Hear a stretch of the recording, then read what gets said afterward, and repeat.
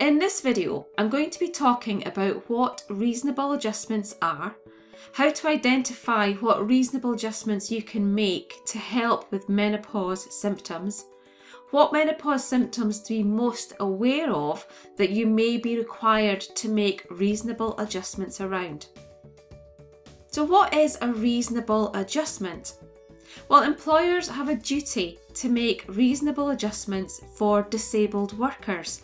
Failure to do so would place the disabled worker at a substantial disadvantage compared to non-disabled workers. Employers must not treat employees less favourably than others as a result of a disability.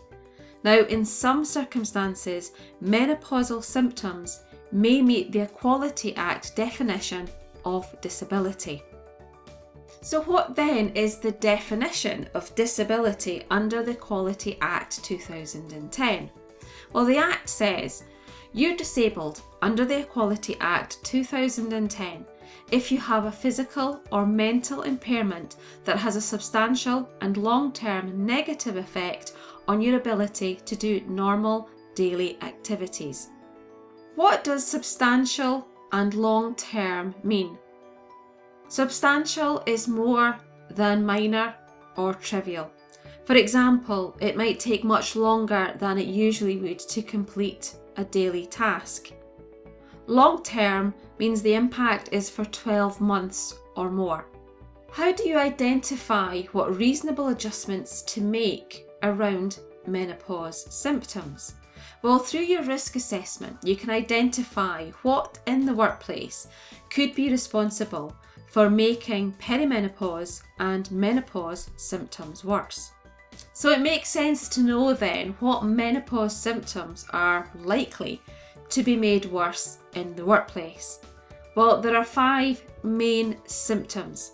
They are sleep disruption and or night sweats, hot flushes and or daytime sweats, heavy or irregular periods, headaches and fatigue, muscular aches, and bone and joint pain.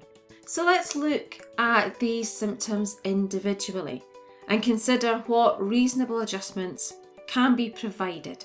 So sleep disruption and or night sweats. You could recognise that someone may like to take more short-term absence if they've had a difficult night.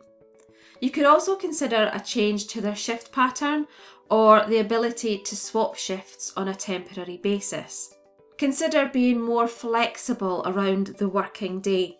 Ensure employees know that they can work from home on an ad hoc basis if they've had a rough night. Hot flushes and or daytime sweats. You could look at ways to cool the working environment. For example, providing a desk fan or moving a desk closer to a window or adjusting the air conditioning. Consider providing easier access to cold drinking water, washrooms and toilets. Now, many uniforms are made from man-made materials, so to improve comfort, consider changing uniforms so that they're made from more natural materials. If your place of work requires protective equipment to be worn, such as face masks, you could look to limit the time that the person wears them. Obviously, this will be subject to any COVID secure measures that are required. Heavy or irregular periods. You could provide easier access to washrooms and toilet facilities. Allow for more frequent breaks to go to the toilet. Be understanding about someone working from home if they have very heavy bleeding. Provide sanitary products in toilets and washrooms. And make it easy to request extra uniforms or just provide more if required. Headaches and fatigue.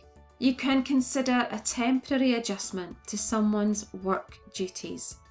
Provide them with a quieter area to work. Provide access to a restroom. Provide easy access to cold drinking water. Perhaps allow more regular breaks and give them opportunities to take medication if they need to.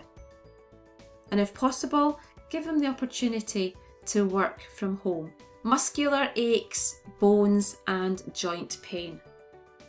You can make any necessary temporary adjustments by reviewing your risk assessments and looking at work schedules. Now, if it helps someone to move around more or to stay more mobile, then give them that option. So when it comes to making reasonable adjustments and knowing what reasonable adjustments that you may have to consider, it's worthwhile within your risk assessment including the impact of the temperature and ventilation in your workplace, the materials used in any uniform or corporate clothing that you provide, and looking at how available toilet access is and access to cold drinking water. Let me help you have comfortable conversations about menopause without the worry of saying or doing the wrong thing. Remember to subscribe and click for notifications of my new videos and to click the like button too. If you found this video useful and helpful, please share it and tell others about it too.